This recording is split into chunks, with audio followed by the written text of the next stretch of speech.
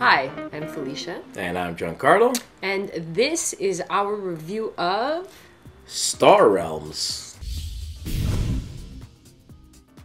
In Star Realms, a two-player deck-building game, players command a fleet of spaceships and bases to wage war and ultimately defeat their opponent. In the box you'll find 118 cards broken into, 80 trade cards, 16 scout cards, 10 explorer cards, 4 viper cards, and 18 double-sided authority cards. Here's how to set up. Give each player a starting deck of 8 scouts and 2 viper cards, which they'll shuffle. Then give each player a total of 50 authorities worth of cards, placing the extra in a separate pool. These are like the player's life points. Place all 10 explorer cards face up to form the explorer pile, and then shuffle the trade cards and reveal 5 to form the trade roll, placing the remainder next to it to form the trade deck. Determine randomly who the first player is. He draws 3 cards, while the other player draws 5. You're now ready for some Space Wars. Players will take turns until he claims victory by removing all of his opponent's authority. Each turn is broken up into 3 steps: main phase, discard phase, and draw phase. Main phase is where players play cards. Cards have no cost to play. You simply place them in front of you. There are only 2 types of cards, ships and bases. Both will have a faction symbol, unless they're ships from your starting deck, on the upper left-hand corner, and a cost symbol on the upper right corner. This is the amount of trade you'll need to buy them from the trade roll. The first box on the cards near the middle is its primary ability. These will trigger immediately after played. The most common ability will be either trade value or combat value. Both of these values will go into a pool for you to use at any point during the main phase. Trade, as stated before, will be used to buy other ships and bases from the trade row. Combat value is how many damage you do to either your opponent or their bases. If attacking an opponent, they remove a number of authority equal to the amount of damage they sustained. If attacking a base, check to see their defense value at the bottom right-hand corner of the card. If they sustain that many damage in one turn, their base is destroyed. A box with a faction symbol is the card's allied ability. These abilities can only be played if the active player has another ship or base card out in front of him of the same faction. These abilities don't trigger when first coming into play. They can be used at any time during the active player's turn.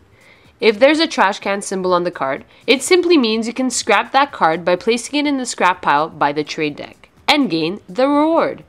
The main difference between ships and bases is that ships get discarded at the end of the turn, while bases remain in play.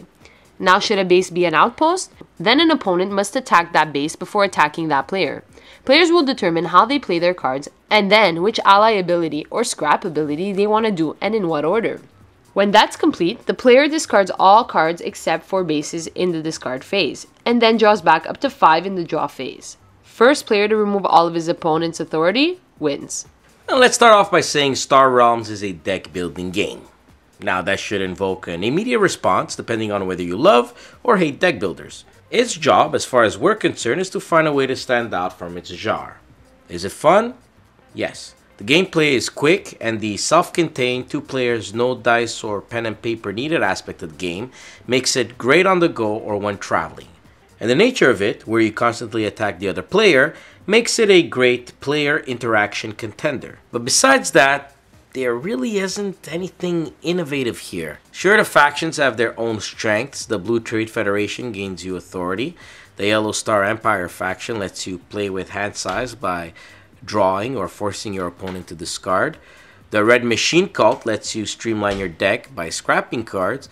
And the Green Blob faction is just aggressive, strong firepower. And the theme is well represented in gameplay as well as its artwork with vivid imagery and flashy colors. But I don't know, I wanted something more, especially in the production quality department. Miscuts like these 2 cards are a huge no-no in deck building, where you know what cards you're going to draw. But you get what you pay for, and at $15 for a 2-player game, the price is right. Of course, if you buy more decks, you'll also have variant rules for multiplayers. And the accessories like these 2 playmats are real nice for a decent price. As with all deck builders, the luck factor is dependent on what you draw and what cards appear on the trade roll at the beginning of the game. But tactics and strategy becomes more evident as the game progresses, and Star Realm does a good job of that. I had heard that this was one of the best deck builder games out there, And I would have to disagree with that. It's not bad. It's just not great either. It's alright. Star Realms gets a 6 out of 10.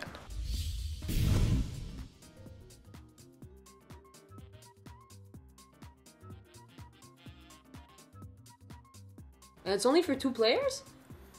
Well, it's this deck box for 2 players, but players? if you buy another one, you can mix and match. Is there any way they can make it for more than 2 players? Because I find that kind of... Didn't I just say that? Didn't I? That's not what I meant! You totally didn't hear anything I just said. I heard everything you said. You said if you buy more packs, you can turn it into a 4-player game. I think that perhaps the cap was on too tightly. You're all cranky and stuff. No, but what I meant to say is there's not like one little small modification to this box to make it for more than 2 players. No, you gotta get another box. Okay, fine. And there's nothing they can do to fix it.